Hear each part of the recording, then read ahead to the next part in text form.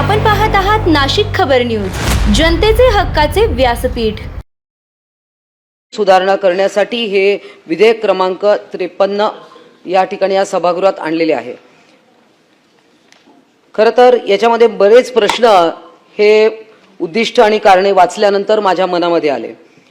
मुळात म्हणजे ऑर्केस्ट्रा याचं डेफिनेशन, त्याच्यामध्ये परफॉर्मन्स याचं डेफिनेशन आणि त्यामध्ये अश्लील नृत्य हे आपण तिथे पहिले कोण ठरवणार?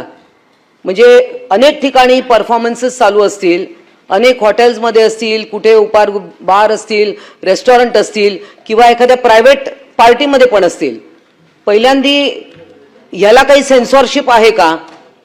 हे नृत्य हे अश्लील आहे की नाही आहे हे ठरवण्यासाठी काही यंत्रणा आपण उभी करणार आहोत का?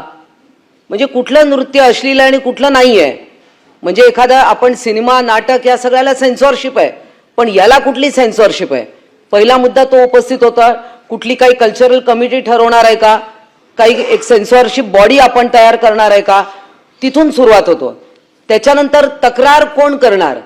जे स्वतः जाऊन आतमध्ये त्याची मजा लुटत असतील ते जाऊन तक्रार करणार किंवा त्याच्यात त्यांना अश्लीलता वाटली ते जाऊन तक्रार करणार। पोलीस स्टेशनमध्ये कुठला स्वतंत्र अधिकारी आहे का? महिला अधिकारी स्वतंत्र त्याला कोणी नेमणार आहात का तुम्ही?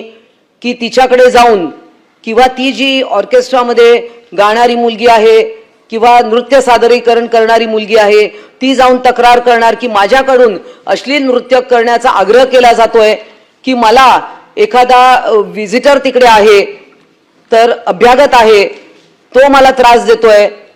ही यंत्रणा आपण काही उभी करणार आणि ती कशी असेल याबद्दल मंत्री महोदयांनी स्पष्टीकरण करावं। जेव्हा केव्हा ऑर्केस्ट्रा, डान्स बार हे सगळे विषय येतात, सगळ्यात पहिल्यांदा माझा आक्षेप चॅनेलवाल्यांवर आहे। कारण कुठल्याही चॅनेलवर जेव्हा बातमी चालू होते तेव्हा सुरू झाली पुन्हा छमछम अशा प्रकारच्या बातम्या येतात आणि दिवसभर ती बातमी चालते, दिवसभर नृत्य टीव्हीवर दाखवलं जातं। कुठल्या तरी डान्स बारचा व्हिडिओ असतो जुना पुराणा आणि त्याच्यात तुम्ही छमछमच दाखवताय। मग चॅनेलवाल्यांची काही जबाबदारी नाही का? नुसतं तुम्ही बातमी देऊ शकता ना, पर प्रत्येक वेळा तर तुम्ही चेहरा झाकलेल्या मुलीच दाखवणार म्हणजे परत तिथे स्त्रियांवर अन्याय। मग तो बार मॅनेजरचा का नाही फोटो दाखवत? मालकाचा का नाही फोटो दाखवत? मग तो जो कोण ऑर्केस्ट्राचा मॅनेजर आहे तो कधी दाखवणार नाही चॅनेलवाले, दाखवणार कोण? तर स्त्रियांचे चेहरे। आणि इथे आपण परत त्यांच्या संरक्षणाच्या गोष्टी करतोय। त्यामुळे हा सगळा प्रकार आहे, याला एक प्रॉपर काहीतरी SOP तयार केला पाहिजे। मी म्हटल्याप्रमाणे की नेमकं अश्लीलता कोण ठरवणार, त्याच्यानंतर याला सेन्सॉरशिप आणणार का, याला काही कल्चरल समिती तुम्ही प्रत्येक पोलीस स्टेशन वाईज किंवा एरिया वाईज करणार का, आणि तक्रार कोणाची ग्राह्य धरणार, तक्रार करणारा कोण असावा त्याची काही व्याख्या असणार आहे का? त्यानंतर मी दुसऱ्या विषयाकडे वळते। आपण सार्वजनिक ठिकाणी हे सगळं व्यवस्थापनाचा विषय चालू आहे।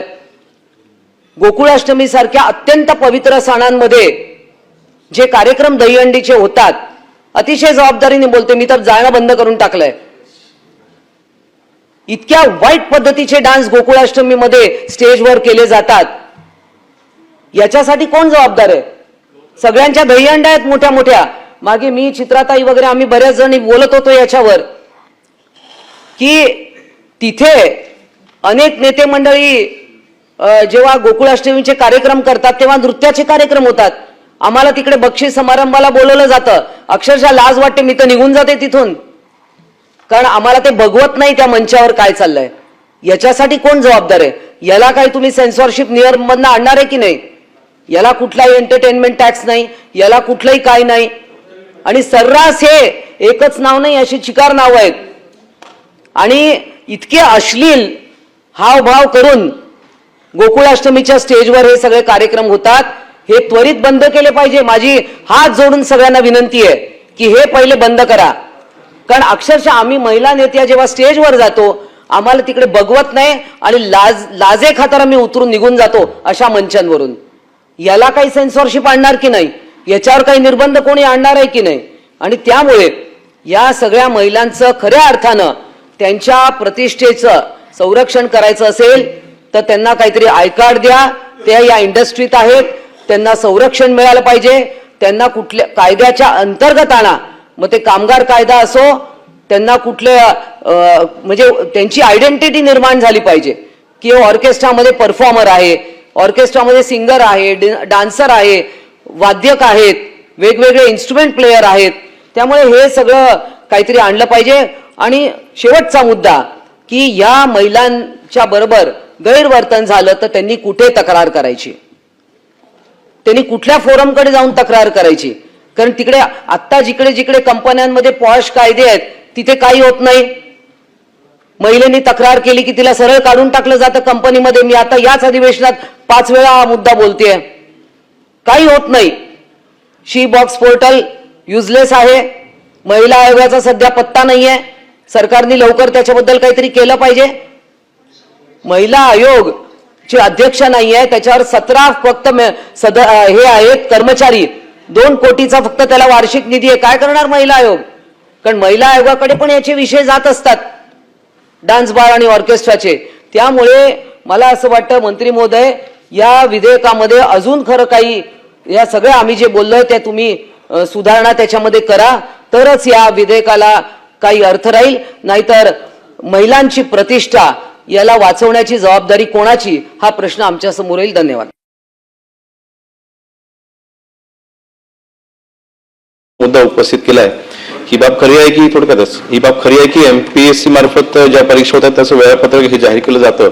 साधारणतः ऑक्टोबर महिन्यात, म्हणजे पुढच्या वर्षी ऑक्टोबरला परीक्षा होणार असेल तर आदल्या वर्षीच्या ऑक्टोबरला ती डिक्लेअर केली जाते. आपली सूचना ही अतिशय योग्य आहे. माननीय मुख्यमंत्री महोदयांशी देखील आम्ही चर्चा केलेली आहे आणि आपण आता पोलीस भरतीच्या प्रक्रियेमध्ये देखील वेळापत्रक कसं आपल्याला तयार करता येईल ह्या अनुषंगाने आम्ही सकारात्मक कारवाई आम्ही करू. आणि शक्यतो आपण आता खरं तर आपल्याला माहिती आहे की ह्याच वर्षी, म्हणजे मागच्या आदल्या वर्षी आपण 24-25 मध्ये आपण 16,000 पदांची आपण भरती आपण राबवलेली आहे, केलेली आहे.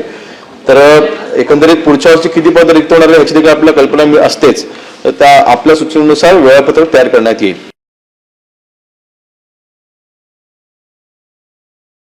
सिद्ध केलेला आहे. लातूरची घटना आहे, माननीय मंत्री महोदयांच्या जिल्ह्यातली आहे. निलंगा गणेश आलिंबापुरे यांनी फायनान्स कंपनीकडून 1.5 लाख रुपये घेतले आणि 55 लाख रुपये फेडले. पुन्हा 1 कोटी कर्ज दाखवलं आणि 8 एकर जमीन त्याची हडप केली. काय होतंय समजत नाही. म्हणजे अशा पद्धतीनं जर वसुली होणं सुरू झाली तर 20 शेतकरी फरार आहे, गावातच नाही आहे. एवढा धाक, म्हणजे आमच्या सरकारचा धाक राहिले पाहिजे तर आता सावकाराचा धाक आहे. म्हणजे पैसेवाले काय ताकदीनं समोर येतात त्याचं उत्तम उदाहरण आहे. सभापती महोदय, हे तर ऐवज सावकार की आहेच, पण मायक्रो फायनान्स वाले असल, फायनान्स वाले असल, मधात गाडी थांबवत असल आणि नवरा बायकोले उतरून ते गाडी जप्त करते. बिलकुल बेशिस्त आहे. कोणी त्याच्या कलेक्टरला सांगा तो आमच्याकडे काही नाही आहे. 1 लाखाचे 55 लाख आणि पुन्हा 1 कोटी आणि 8 एकर जमीन. अरे अफजल खान परवडला ना. तो कम से कम राज्य जिंकासाठी तरी करत होता, हे पैशासाठी करतोय. कोणी त्याच्यावर बोलणार नाही, कोणी त्याला काही सांगणार नाही, कोणी त्याच्यावर लगाम लावणार नाही. चाललं काय? तो रोशन खोरेनं किडनी विकली. मी तिथं मोर्चा काढला, 15 किलोमीटर पायी चढलो. 6 सावकार आहेत, 6. आणि 6 सावकारांनी त्याच्यात बरोबर चेन तयार करून 1 लाखाचे 70-80 लाख वसूल करून 8 लाखाची किडनी विकून त्याच्याकडून वसुली करण्याचा प्रयत्न. इतकं धाडस येतं कशाला? कसं येतं?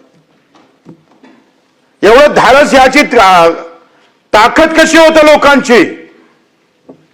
अशा पद्धतीनं जर सावकारकी, अवैध सावकारकी चालत असेल, हे तर उदाहरणं काही समोर आले. काही तर बिचारे येतही नाही. इज्जती काय लुटल्या जातं, त्याचं घर काय तोडल्या जातं. त्याला माहित आहे कोणाकडे जायचं, कोण माझ्यासोबत उभा राहील. सरकार नावाची गोष्ट उभी राहिली काय रोशनखुळीच्या मागं? आम्ही तिथं मोर्चा करावं लागला, आंदोलन करावं लागलं, 15 किलोमीटर पायी जावं लागलं, अजूनही त्याला पैसे भेटले नाही. डीडीआरनं अजूनही केस क्लिअर केली नाही. राष्ट्रवादी पक्षाचे अकोल्याची महिला आहे सुनीताताई ताथोळ, 15 वर्ष लढतं बिचारी, विधवा महिला आहे. सत्तेतल्या पक्षातली महिला 15 वर्ष लढून तिला जर तिचं सेट परत भेटत नसल तर मग कायद्याची धार कमी झाली असेल, नाहीतर कायदा राबवणारे कमी झाले असेल, थंड झाले असेल. या सगळ्या संदर्भात मला वाटतं एक आढावा घेतला पाहिजे. डीडीआर मध्ये किती केसेस केल्या, डीडीआरनं किती केसेस त्या शेतकऱ्याच्या बाजूने लावल्या, किती सावकाराच्या बाजूने लावल्या. आता सावकार 10, 15, 20, 200 कोटीचा मालक आहे आणि शेतकरी सभापती महोदय त्याच्याजवळ 10-15 लाखही द्याले नाही. आता त्या डीडीआर समोर हा जेव्हा 50-20 कोटीचा सावकार जाऊन बसतं, डीडीआरची हिंमत आहे शेतकऱ्याच्या बाजूने निर्णय द्यायची? पैसा करे भल कैसा, पैसा आहे तो सब कुछ है, तिथं आपण रोज पाहतोय. आणि मग त्या डीडीआर काय बंधन आहे का? त्यांना जे काही निकाल लावले त्याच्यावर तुम्ही काही चाचपणी केली का, तपासणी केली का? कसे निकाल लावले, काय लावले, कशा पद्धतीने तो देतोय? सहाय्यक निबंधकाकडे हा जो रोशन खुळे आहे त्यानं सहाय्यक निबंधकाकडे अर्ज केला. तर प्रोसेस काय, सहाय्यक निबंधकाकडे जावं लागतं. सहाय्यक निबंधक आम्ही पाहतो ते प्रायव्हेट प्रमाणपत्र डीडीआरला देतं, डीडीआर मग त्याच्यावर निर्णय घेतं. फार चांगला कायदा आहे आणि तुम्ही जे बिल आणलं ते फार चांगलं आणलं, त्याच्याबद्दल काही दुमत नाही. पण व्यवस्था काय जे आपण पाहतोय त्या व्यवस्थेवर तुम्हाला आम्हाला काय होतंय, सरकारचं नाव बदनाम होतंय. सहकार मंत्र्याच्या जिल्ह्यात जर अशा पद्धतीने होत असेल आणि नागपूर जिल्ह्यात जर किडनी विकावं लागत असेल तर त्याच्या मागचे आपण जर पाहिलं तर ह्या व्यवस्था फार बदलणं गरजेचे आहे. 2021 ला 1450 गुन्हे दाखल झाले आणि आता 2025 ला 3200 प्रकरण वाढले, कमी नाही झाले, प्रकरण वाढले सभापती महोदय. मग तुम्ही ह्या 4-5 केसेस किमान त्या रोशन खुळेची एखाद्या मंत्री महोदयाने त्याला बोलावून घ्यायला पाहिजे होतं, त्याची सगळी केस समजून घ्यायला पाहिजे होतं. आमचा कक्षी अधिकारी असन, सचिव असन, तिचा डीडीआर असन, कलेक्टर असन, झोपले काय हे? 2.5 लाख रुपये पगार देतोय आणि कलेक्टरला एवढी शुद्धी येत नाही, त्यावर तुम्ही एक पत्र देत नाही. एक पत्र तर किमान द्यायला पाहिजे होतं का त्या केसची माहिती घ्या म्हणून. मला काय होत नाही आहे, चलने दो, मेरा क्या जा रहा है, असं नाही होत. तुम्ही काम चांगलं करता पण त्या कामाला खऱ्या अर्थानं अधिक जर रेखीव करायचं असेल तर काही अधिकचं काम आम्हाला या कायद्याच्या संदर्भात करणं आवश्यक आहे. आम्ही जर ते केलं नाही तर येणारी घडी तुम्ही सांगा, बँकेच्या बाहेर 50% लोक गेले, ते बँकेच्या आत आता घ्या ह्या कर्जमाफीमुळे काही येईल, पण बँकेच्या बाहेर गेलेल्या लोकांसाठी ही दुसरी व्यवस्था आहे सावकारकीची. मग या सगळ्या संदर्भात तुम्ही मला वाटतं एक आढावा घेतला पाहिजे. किती डीडीआर मध्ये केस गेले, किती त्याच्या शेतकऱ्याच्या बाजूने लागले, हे पटलावर ठेवलं पाहिजे. आम्हालाही माहीत झालं पाहिजे काय तिथे होतं नाही होत. या किती सावकार जेलमध्ये आहे. कायदा खूप चांगला आहे, डीडीआरला अधिकार आहे आणि त्याचं शेत परत किती, तुमचा हा कायद्याची उपलब्धी काय ते आम्हाला सांगा. तुम्ही चांगली उपलब्धी असेल, तुमच्या काळात काय अधिक तुम्ही बदल केलेला असेल, किती सावकार डीडीआरच्या तुम्ही बैठकी घेतल्या या सगळ्या संदर्भात, काय आढावा घेतला का नाही घेतला, आणि मग किती शेतकऱ्यांना त्याच्या जमिनी परत दिल्या. उद्या 16 थोडं शेतकऱ्यांना अधिक आनंद होईल, त्याला ताकद वाढेल. कारण वाईट गोष्टी होत असेल तर चांगल्या गोष्टीचा प्रभाव सुद्धा महाराष्ट्रावर गेला पाहिजे सभापती महोदय, आणि तो फार महत्वाची गोष्ट असतं. आणि म्हणून या सगळ्या संदर्भात फायनान्स कंपनीच्या संदर्भात असेल, मायक्रो फायनान्स असेल, या संदर्भात सुद्धा पुढाकार मला वाटते तुमच्या खात्यास अखत्यारीत जरी नसलं तरी आपण मुख्यमंत्री महोदयांना ह्या गोष्टी सांगितल्या पाहिजे. तुमच्या जिल्ह्यातली गोष्ट आहे, 20 शेतकरी फरार होतं एका कंपनीमुळं, तर याची दखल मला वाटते मुख्यमंत्र्यांसह आपण सर्वांनी घेऊन त्याच्यावर तातडीनं कशा कारवाई, काही उपाययोजना त्यांचे तर दुप्पट, चौपट, 10 पट, 100 पट, 1000 पट. म्हणजे असं वाटते काही नियंत्रण नाही, सुखसुखाट है और लूट लो, जितना लूटना है लूट लो, हम देखते रहते जाएंगे. असं नाही झालं पाहिजे. सरकार मध्ये असताना या गोष्टी आम्हाला खुणावतं आणि त्यासाठी तुमचं आमचं सगळ्याचं नाव बदनाम होतं. आम्ही नाही बोललो तरी आम्हाला बदनाम केलं जातं, तुम्ही नाही केलं तर सरकार बदनाम होते, लक्षात ठेवा. आणि म्हणून त्यासाठी पण सुद्धा तुमच्या लातूर जिल्ह्यातल्या प्रकरण, नागभीडचं प्रकरण आणि त्या सुनीताताई तातोळ या सगळ्या संदर्भात आम्हाला माहिती द्या. हे अधिवेशन संपायच्या अगोदर हे महत्वाचे गाजलेले प्रकरण आहे. या सगळ्या संदर्भात का बरं कोणा माती खाल्ली ते पाहिलं नाही पाहिजे. आणि म्हणून सभापती महोदय, खरं तर मी सहकार मंत्री म्हणून मी त्यांच्या तालुक्यात पण गेलो आहे, त्यांचं काम जवळून पाहिलेलं आहे, अतिशय चांगलं काम आहे. पण हे सगळं असताना सुद्धा जो दरारा पाहिजे ना, वो दरारा होना चाहिए. असं वाटलं पाहिजे जा रहे आप कठीण आहे सब असं बिलकुल. राम राज्यामध्ये हनुमानजी सारखं वाटलं पाहिजे. खड़ा हो गया तो सो जाना चाहिए साले को.